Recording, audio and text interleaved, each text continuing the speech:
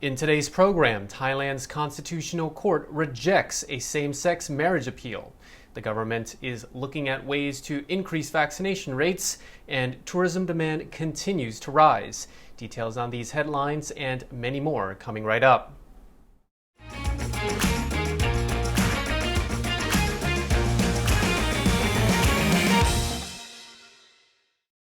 You're watching Thailand News Today, bringing you the latest headlines in Thailand and beyond. So be sure to subscribe to the channel to stay up to date on the news. Now, Thailand's Constitutional Court has ruled that the current law, which says marriage is between a man and a woman, is constitutional, a setback for the LGBTQ+ community. Activists have argued that the wordings of Section 1448 of the Civil and Commercial Code basically blocks same-sex couples from being legally married. On Valentine's Day of last year, a same-sex couple requested a marriage license, but it was rejected by the registrar.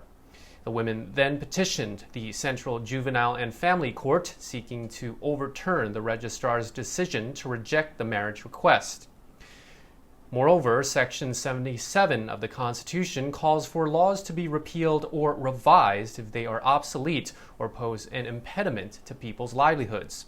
But finally, the Constitutional Court released a press release yesterday saying that Section 1448 is constitutional. Thailand's Public Health Ministry is looking at ways to encourage more people to get vaccinated as the government tries to meet its target by the end of the year.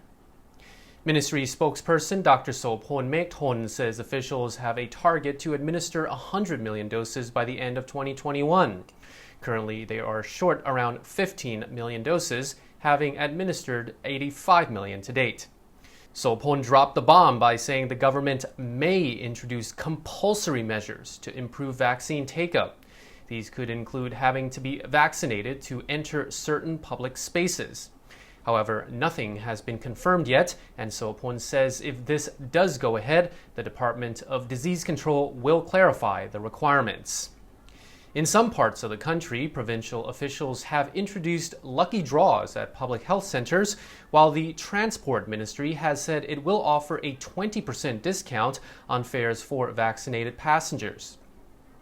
Health Minister Anutin Chanvirakul says getting vaccinated is now a social responsibility in order to make communities safer. The chargé d'affaires at the U.S. Embassy in Bangkok says the U.S. pledges to support a free press and independent journalism in Thailand.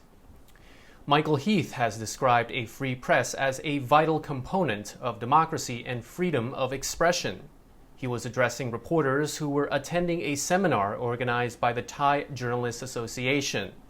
He said the U.S. will continue to support a vibrant free press which keeps people informed, prevents the spread of mis- and disinformation, and serves as a cornerstone of democracy. Heath also discussed matters of U.S. foreign policy in the region and collaboration between the U.S. and Thailand. The A380 is to return to the skies over Bangkok as Emirates upgrades its capacity on flights to the capital to meet increased tourism demand. Around 10,000 arrivals were registered at Suvarnabhumi Airport every day, following Thailand's recent reopening to vaccinated tourists from approved countries. In order to add capacity and frequency to its services, Emirates is bringing back the Airbus A380, which will operate daily from November the 28th. The A380 service is in addition to Emirates' other daily service to Bangkok on a Boeing 777 aircraft, as well as 5 weekly flights to the capital via Phuket. It's understood the carrier will increase the frequency of these flights from December. The increase in frequency and capacity is to meet demand from travelers in Europe, Africa, and the Middle East.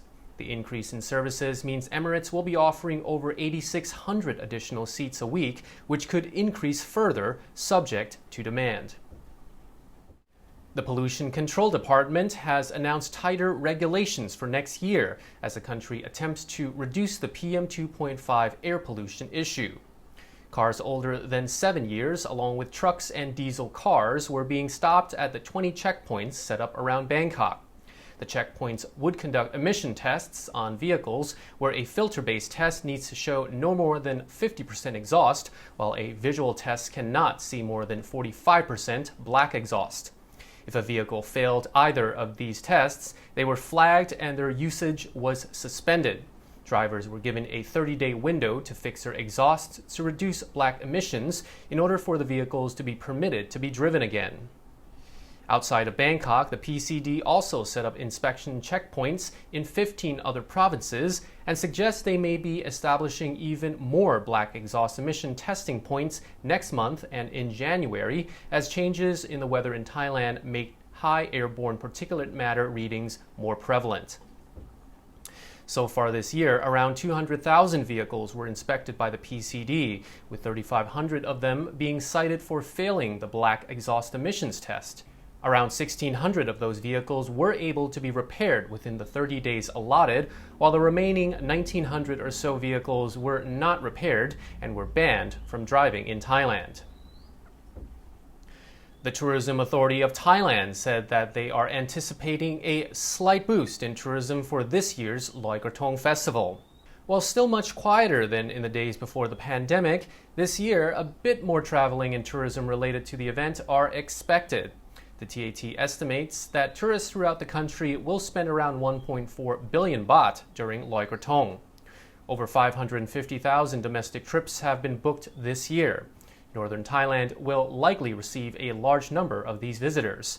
Around Chiang Mai, the floating lantern festival known as Yi Peng is held at the same time and typically attracts many visitors. Around 150,000 trips are projected to be made to the north. Of these, 60,000 visitors will be headed to Chiang Mai, where the hotel occupancy rate is expected to be at 34%. The boost in tourism is expected despite the fact that there is a surge of COVID infections in the northern provinces, with Chiang Mai still reporting over 300 new cases every day. However, the TAT explains that the festival is an important time economically for some of the less touristy regions like the eastern and central provinces, as it's a time when many people leave the big cities where they work to go back and visit their hometowns. And that wraps up our report for today. If you enjoyed it, you'll love the videos that just popped up, so check them out to continue watching our other shows. Thailand News Today will be back tomorrow. Meanwhile, you're now up to date on the Thaiger.